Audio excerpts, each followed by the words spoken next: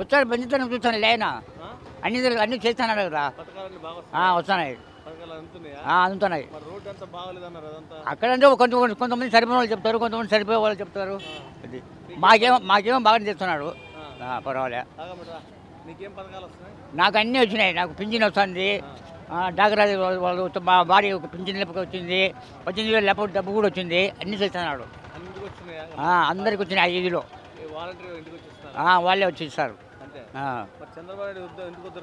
మేము వద్దు అనుకోలేదు, మాకు ఎవరు కాబట్టి వాళ్ళకి వేస్తాం ఓటు. ముందు చంద్రబాబుని అడిగేస్తానేమో, ఆయన మాకు పని చేయలేరు, ఇప్పుడు జగన్కి వేసినాం. నిలబడే తావులు లేవు, షాపులు కట్టిన వాళ్ళు ఉచ్చపోసుకున్నా బాత్రూమ్ లేవు.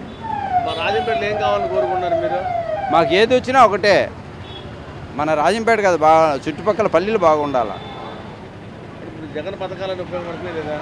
అది ఉపయోగపడే వాళ్ళకి ఉపయోగపడుతున్నారు, దానివల్ల లబ్ధి పొందే వాళ్ళు పొందుతున్నారు, పొందిన వాళ్ళు పొందలా. దానివల్ల ఇబ్బంది, హ్యాపీగా ఉన్నాం.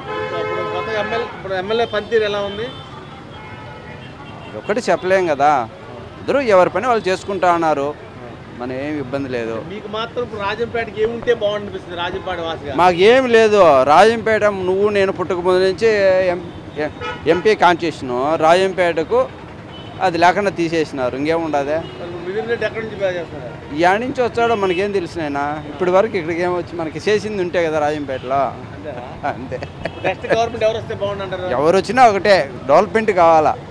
డెవలప్మెంట్ ఉన్నోళ్ళకే ఓటు అంటారు. అది అప్పుడు ఆలోచన చేసుకుంటాం ఎట్లానే.